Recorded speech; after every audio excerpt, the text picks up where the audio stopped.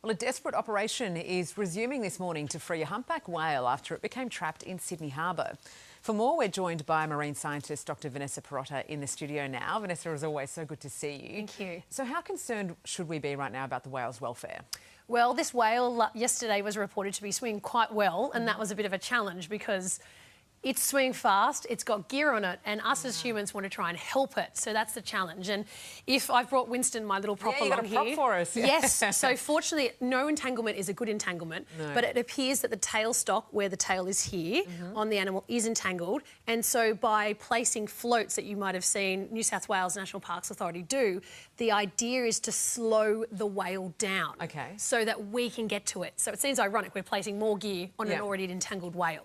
So we want to get to it, obviously, to disentangle it. Correct. And then how do we guide it out of the harbour? Well, this is the thing. So there was a GPS tag attached to the gear yesterday, and New South Wales National Parks as well as Maritime have done an amazing job here because this animal, thanks to citizen scientists as well spotting where it is, we're able to locate it in the harbour, but hopefully getting it out is the challenge. So the animal might have hung out for a bit and it is hoped that at this stage the animal might be out of the harbour. So when you're in the harbour, the risk of not only entanglement, but you've got vessel strike as well, which is a bad thing. Absolutely. It's so crowded through Sydney's harbour. So is this common? Does this happen often? Unfortunately, whale entanglement is a global problem. In Australia, we see it annually. Anytime that there's whale presence and we have human activity, like fishing gear, you do see that overlap and entanglement. But within the harbour?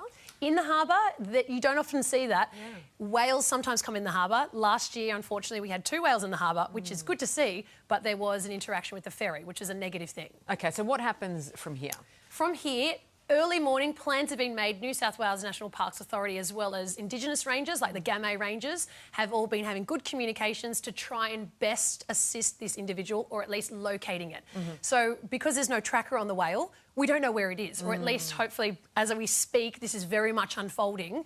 We'll have an idea of someone might have spotted it, or at least all efforts through social media will encourage citizen scientists to try and locate or spot this whale so that we can best assist. There's been a bit of action out in the water, hasn't there? I mean, we saw a shark in a lake recently. We also saw those spear fishermen come really close to a great white. Amazing days footage. ago. That's just an example of how wonderful Australia's blue backyard is. And the great white footage, to see that white shark just going about in the ocean, this was for white sharks is good PR for this white shark. I was terrified watching this. It kind of seemed to ignore them. I don't know if we've got the footage to show, but it was like just kind of swam right by them. And funny enough, people swim with sharks every single day. In fact, people are probably swimming with sharks off Bondi Beach right now.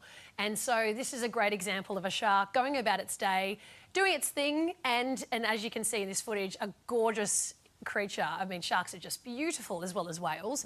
These free divers, if anything, are providing a great opportunity for us to all see that we occupy their environment, but also interactions are not always negative. Oh, I'd still be getting out of the water as quickly as I could, I reckon. It'd be very intimidating, that's for sure. Thanks so much.